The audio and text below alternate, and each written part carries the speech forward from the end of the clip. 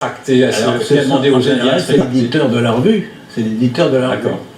Mais l'éditeur de la revue.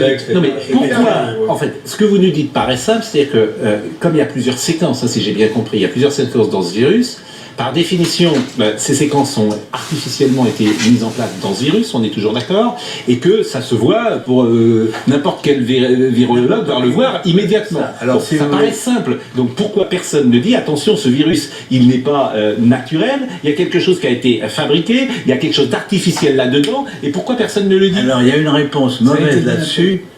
C'est que ces séquences sont courtes, et certains disent elles sont trop courtes, c'est le hasard, etc., etc. Ah, donc il y a une polémique sur la question. Il y a une polémique sur la question. D'accord. Mais on répond tout de suite, parce que ces longueurs sont quand même des longueurs qui portent une information génétique. Contrairement à ce qui est dit que c'est le hasard, c'est pas vrai. Et qu'est-ce qu'on appelle précisément une séquence pour un virus? Alors, une séquence, c'est la séquence des nucléotides, n'est-ce pas? Il y a 4 nucléotides différents. Ça, je suis pas beaucoup avancé. Je suis pas beaucoup avancé. Et tous côté. Oui, non, mais si je comprends bien, il y a une discussion sur l'analyse de cette séquence, parce qu'il y a des gens qui disent c'est le hasard. C'est ça? J'ai répondu, c'est pas le hasard. Le hasard. Vous dites c'est pas le hasard, mais bon. Non, vous dites le contraire, mais il y a Ce que vous êtes ce que vous êtes en train de dire sur d'autres plateaux, effectivement, je reprends l'expression d'Yvan, c'est une bombe. Pourquoi? Parce que vous n'êtes pas n'importe qui. Vous êtes prix Nobel de médecine. Et vous êtes celui qui a découvert le VIH. Donc votre voix, elle porte forcément, et il va avoir des conséquences de ce que nous sommes en train de dire là. Le professeur Delfrécy, par exemple, responsabilité, j'ai pensé qu'il fallait effectivement que j'en parle une fois qu'on a été sûr. Si vous voulez, Et vous êtes sûr depuis combien de temps? Pourquoi n'en parlez-vous pas au professeur Delfrécy? Pourquoi n'en parlez-vous pas au professeur Raoult? Pourquoi ne vous je suis prêt à en parler. Mais pourquoi ne l'avez-vous pas fait déjà présent? C'est ça que je n'arrive pas non plus à comprendre. Si, c'est-à-dire qu'il y a un processus qui prend du temps. On a envoyé bien sûr il y a déjà une publication dans une revue indienne, parce que, je le répète, il y a une pression énorme. Cette publication indienne, elle date de quand? Elle date de quelques semaines. Quelques semaines? Oui. Et vous dites qu'il y a une pression énorme? Il y a une pression énorme pour que tout ce qui est sur l'origine du virus, c'est le blackout. Vous voulez dire que c'est la Chine qui impose ce blackout? C'est la Chine, c'est le gouvernement chinois actuellement qui veut maintenant poser sa signature, si vous voulez, sur tout ce qui est produit en Chine sur l'origine du virus. Mais il ne peut pas contrôler le monde entier, bien sûr. Donc nous sommes en dehors de la Chine. D'ailleurs, on pense que la Chine est aussi une victime dans cette affaire, par la fuite, par l'échappement du monstre qu'ils ont créé. Donc, si vous voulez, mon rôle n'est pas d'évaluer la Chine a identifié ce qu'elle a créé. La Chine sait en fait ce qu'elle a créé. La Chine, sa version officielle, le virus vient du marché aux poissons de Wuhan. Ce qui ne serait pas vrai, donc. Voilà. Donc ce qui ne serait pas vrai. Ben non, c'est pas... Et si vous montrez le séquençage que vous avez fait là, n'importe quel spécialiste, il va dire, oui, effectivement... Ah oui, Ça, vous êtes sûr de ça? Ah oui, c'est pour ça. Mais il peut y avoir une pression de l'OMS, par exemple? Il peut y avoir une pression de tous les organismes mondiaux ou nationaux qui ont un intérêt à cacher la vérité. Quel intérêt ils auraient à cacher des choses? Parce que les Chinois, on peut le comprendre, mais les autres? Je ne sais pas. Et vous connaissez beaucoup de grands chercheurs, vous leur en avez parlé, vous leur avez envoyé vos études? J'ai envoyé, bien sûr, ces résultats à un certain nombre de collègues. Et ils répondent quoi? Si vous voulez, c'est des faits, on ne peut pas les nier. Et je vous propose de marquer une pause. Et sur la démarche scientifique elle-même, est-ce que vous trouvez rationnel d'avoir voulu associer à un moment donné, pour un chercheur, le Covid et la Chine, le VIH, non, je trouve ça assez bizarre. Bizarre, d'accord. C'est bizarre, parce que le VIH, c'est très dangereux. Ça n'a donc rien à voir, a priori, ça ne pouvait pas se... Bon. Ça ne pouvait pas donner quelque chose. Les faits sont là. Les faits sont là, d'accord. On va poursuivre et vous nous direz, parce que vous nous direz également si ce virus mute et évolue et s'il s'affaiblit. Et je pense que c'est également ce que vous avez remarqué, puisque le virus aujourd'hui, il se déplace d'ouest en est. d'est en ouest, et il est aux États-Unis, et vous avez remarqué qu'aux États-Unis, il est beaucoup plus faible et il a perdu d'une certaine manière sa virulence. Chez certains patients. Bon, à tout de suite. Luc Montagnier est avec nous ce matin. Vous avez déclenché évidemment quelque chose sur les réseaux sociaux d'absolument incroyable. Vous nous dites ce matin deux choses, que le Covid-19 a été artificiellement fabriqué dans un laboratoire de Wuhan à partir du virus d'origine. Et il n'a pas dit ça, hein. Il a supposé que c'était à Wuhan. Il n'était pas à Wuhan. Oui. Non, mais il a regardé le. Voilà, c'est ce que, en tout cas, a été dans un laboratoire à Wuhan qui est capable de le faire. Voilà. Donc c'est ce que vous nous dites. Et vous nous dites qu'il y aurait dans ce virus une part de VIH. Vous avez déclenché évidemment une tonne de réactions. Parmi celles-là, d'ailleurs très simples, les gens se posent des questions très simples. Est-ce que le fait d'avoir des segments du VIH dans le Covid-19 on pourrait le transmettre sexuellement? Je ne crois pas. Je pense que ce virus est quand même essentiellement un coronavirus, n'est-ce pas?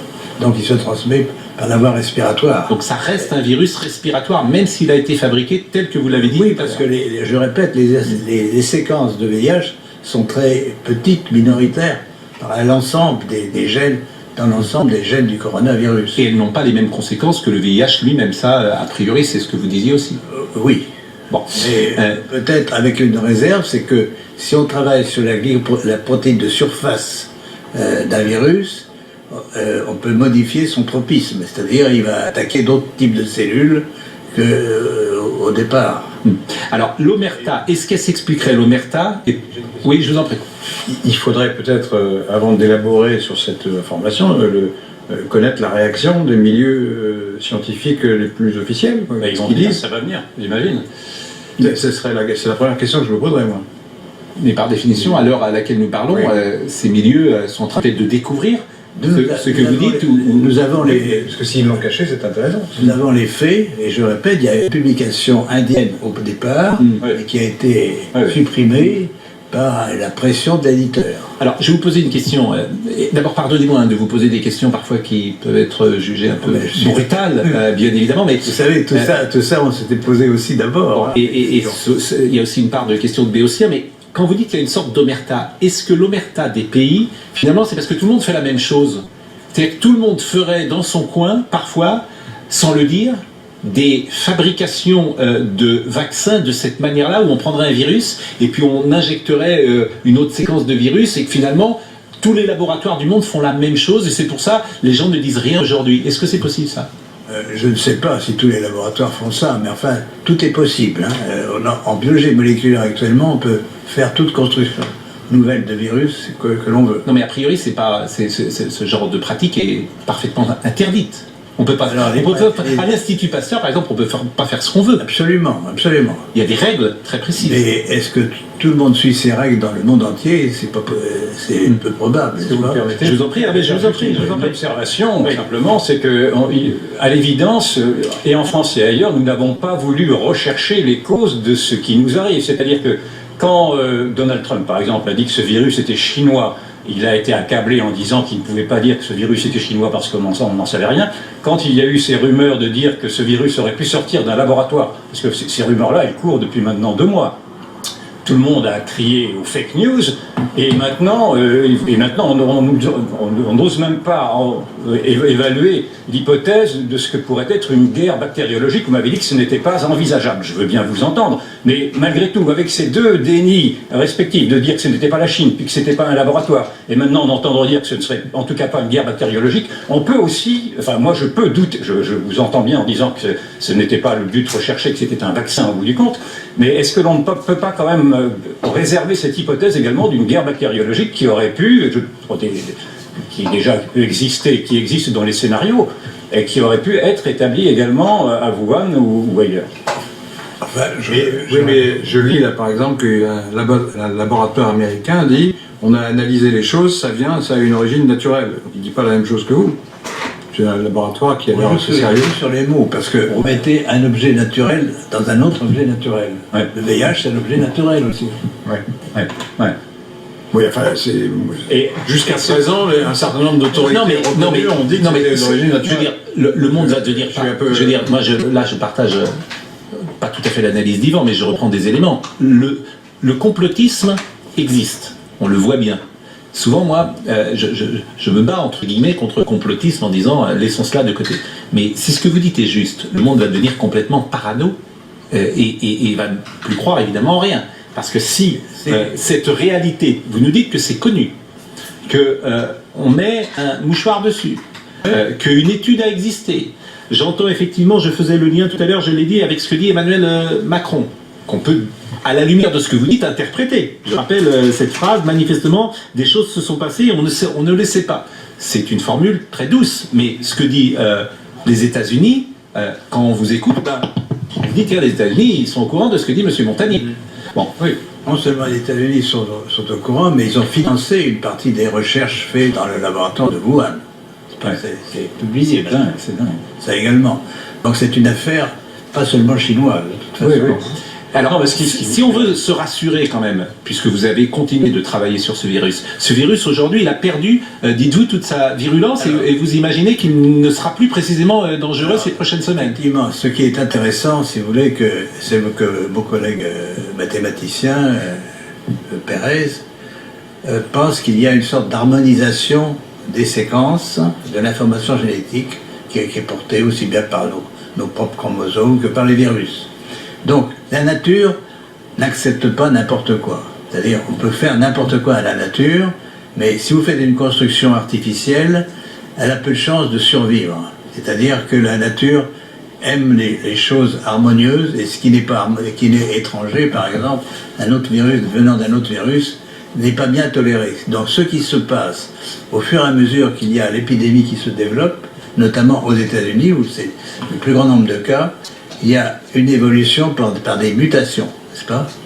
Les séquences vont muter. Muter, ça veut dire un nucléotide changé par rapport à un autre, donc on modifie le code génétique, mais ça veut dire aussi des délétions, c'est-à-dire il y a des morceaux entiers du génome, et notamment, alors ce qui est extraordinaire, c'est que justement la région qui porte les séquences VIH mute beaucoup plus vite que les autres. Donc, et même elle disparaît par délétion. Donc on a des patients dont on a isolé le virus et fait la séquence du virus dans la partie ouest des États-Unis, à Seattle, et cette séquence est presque démolie et ne marche plus. Donc le VIH est parti. On peut penser que si le pouvoir pathogène nouveau, si vous voulez, du corona est lié à l'introduction de ces séquences, que ça va disparaître. C'est une lueur d'espoir. Je voulais juste réagir. Et à échéance de quoi Il n'y a pas eu de déni. La preuve, ce qu'il y a, c'est que pour l'instant, les rumeurs qui avaient et qui étaient malheureusement, qui rencontraient la crédibilité, enfin, beaucoup de gens y croyaient, de quelque chose qui aurait été fabriqué, jusque-là, il n'y avait pas de preuve. Là, ce qu'apporte ce que dit Luc Montagnier, c'est intéressant. Moi, je suis incapable de dire si c'est effectivement la bonne hypothèse. Mais en tout cas, il y a une hypothèse. Mais avant, on n'était pas dans le déni, puisqu'il n'y avait pas de choses précises. Si, on était dans le déni de dire que ça venait de la Chine. On était dans le déni de dire Non, que parce que chacun sait que l'épidémie est née en Chine. De là à le traiter, après à parler de virus chinois, c'est autre chose. Ah oui, le virus chinois, on mange mais que ça vienne de la Chine, personne n'a jamais contesté que ça venait de la Chine.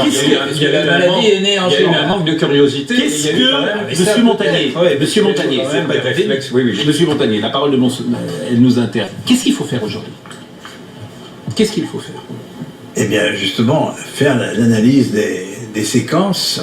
Et vous les avez faites, vous dites? Mais oui, mais ça change tout le temps, puisque tous les jours, il y a de nouveaux patients infectés. Donc, on doit suivre, si vous voulez, l'évolution génétique du virus par des prélèvements, donc des isolements de virus de patients, et faire le séquençage de ces virus. Et si ma prédiction est exacte, on va trouver de plus en plus de virus mutants, inactivés, et bien sûr, ça doit être lié, si mon hypothèse est exacte, à la perte des pouvoirs pathogènes de ce virus. Donc, les conséquences graves de l'infection vont disparaître. Donc vous parlez là d'hypothèse d'ailleurs, comme tous les scientifiques. Tout ce que vous dites ce matin, c'est forcément une hypothèse. Mais c'est quand même bon.